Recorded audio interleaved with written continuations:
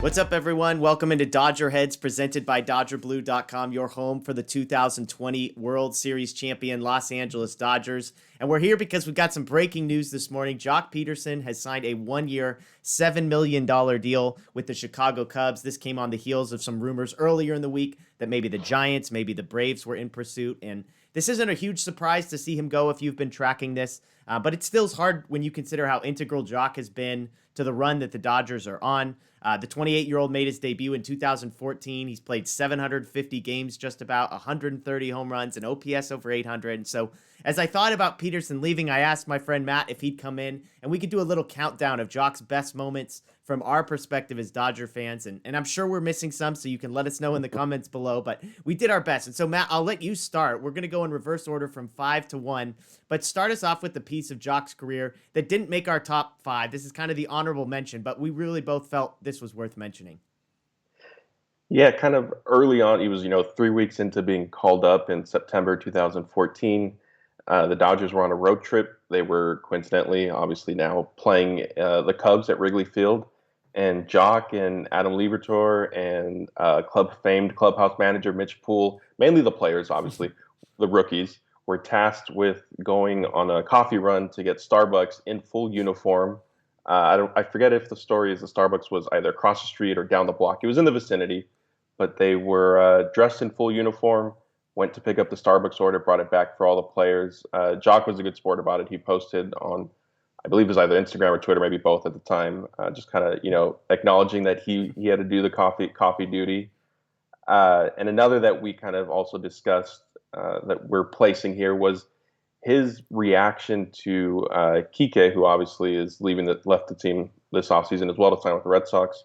Kike's historic performance against the Cubs, which is kind of funny how this is all It's sort of all full Cubs circle. related.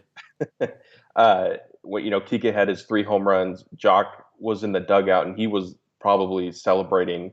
After Kike, it was probably Joc who was the most excited for that night. And I think that was something that, he obviously started as an everyday player, then became more platoon, but in the dugout, he still was a good teammate, celebrating for everybody else. Yeah, the off the field energy he brought, and swag. I mean, I know that's a word that is often overused, but Joc Pederson had swag, never a moment too big for him. So, and that kind of dovetails perfectly into our official number 5 on this list, which is in April 2019, Jackie Robinson Day. Yasiel Puig making his return to Dodger Stadium with the Reds. The Dodgers are trailing 3-2 in the bottom of the 9th, and Joc Pederson hits his first career walk-off home run. And my favorite part of this is, and you mentioned it, he hits the ball, he points to the dugout, slaps his chest, starts running.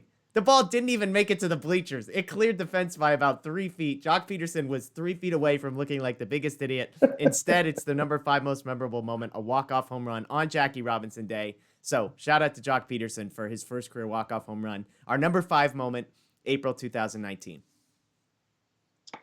Yeah, so I'll take it now, number 4, and kind of set the theme for the rest of the list.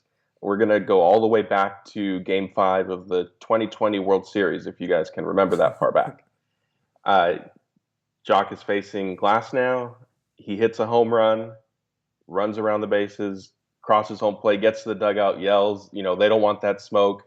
Then after the game, he said he really wanted to make sure he got one off the glass now because he had gotten the better of him in an earlier matchup.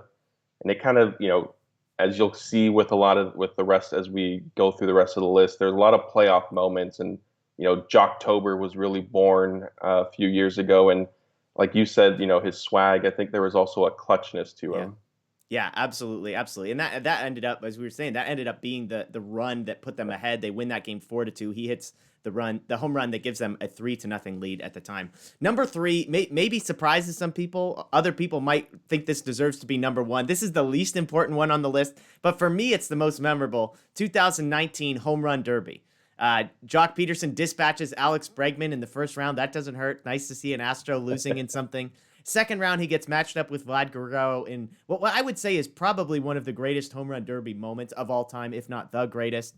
Guerrero hits 29 home runs in round 1, another 29 in round 2. Pederson basically is getting written off by everybody.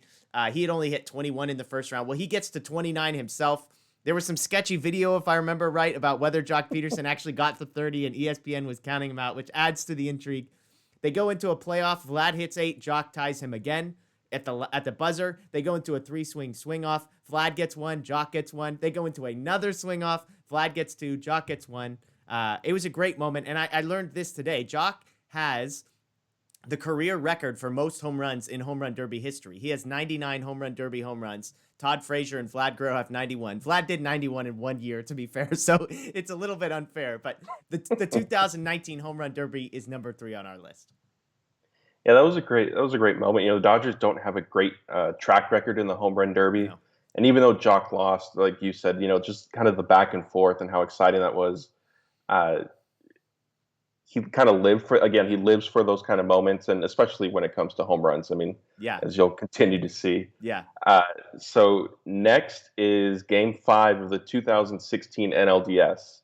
Dodgers are on the road. They're facing Max Scherzer. They're down 1-0 in the 7th inning. Hadn't really gotten much going against him, obviously. Kind of winner take all. And Joc leads off the inning by going to the opposite field with a home run to tie the game. It ends up kind of propelling the Dodgers to a 4-run inning. Kenley Jansen had a valiant effort, came in early, pitched much earlier than we're accustomed to. Clayton Kershaw, of course, saved the game, and the Dodgers went into the NLCS. Yeah, so one of those moments that most people probably don't remember about Joc specifically. They remember the Jansen, they remember the Kershaw moment. But yeah, Joc gets that whole thing off Scherzer, who, outside of Kershaw, is probably the second best pitcher in this generation. Verlander may be in that conversation, but that's a big moment. Well, number 1 isn't necessarily a specific moment, but it's a whole series, and it's bittersweet because it's the 2017 World Series. Obviously, a series the Dodgers lost to the Astros, who had some help on their side, you could say. But had the Dodgers won, Joc would have probably been the favorite for the MVP of the series. Did not play in Game 1. He played in Games 2 through 7. He gets a hit in every game. He gets a run in every game. He homered in 3, added 2 doubles, 2 walks, 5 RBIs. And I think it sums up what will most be missed about Joc, which is the big smash when the Dodgers needed it. Moment was never too big for him. And so when we think about these top 5 moments, these are big moments in sort of franchise history, you could say. And he was always up to the task. And so as we kind of wrap this thing up, I think we're happy for Joc Pederson. He's going to get a chance to go and prove to himself, to everybody else, that he can play every day. He believes that. The Dodgers clearly did not. They had him as a platoon guy. And so good for Joc Pederson for getting his chance. He probably didn't get paid as much or as long of a contract as he was hoping for, but he still did okay. And I think, we're all happy as Dodger fans because it's not the Giants and it's not the Braves. It's not a contender. It's not a rival. It's a Cubs. It's like, whatever, fine, play for the Cubs. And so we'll get to see him at some point, we hope, as well. So good for Joc getting his money, getting an opportunity, and we'll see what happens. In the next year, he's going to either prove the Dodgers right in that he is just a platoon guy and the Dodgers had the perfect setup for him, or he's going to prove him wrong and he's going to become an all-star type player that plays every day. So we'll see. Well, let us know in the comments below if there's anything that we have missed. I'm sure we have, so let us know below. Or maybe you've got a personal story with Joc Pederson. Let us know as well. We appreciate you watching. As always, check out DodgerBlue.com for the latest Dodger news and rumors. Follow us on social media, DodgerBlue1958. Make sure you're subscribed here. You've got the notification bell on. We are all waiting on pins and needles for a Justin Turner signing that we hope is coming soon, and you'll want to be subscribed and getting notifications here to make sure. So that's Matt Moreno. I'm Jeff Spiegel. We appreciate you watching. As always, we're going to leave you with the words of Vince Scully. The best team holding a trophy high in the air. The Los Angeles Dodgers, champions of the baseball world.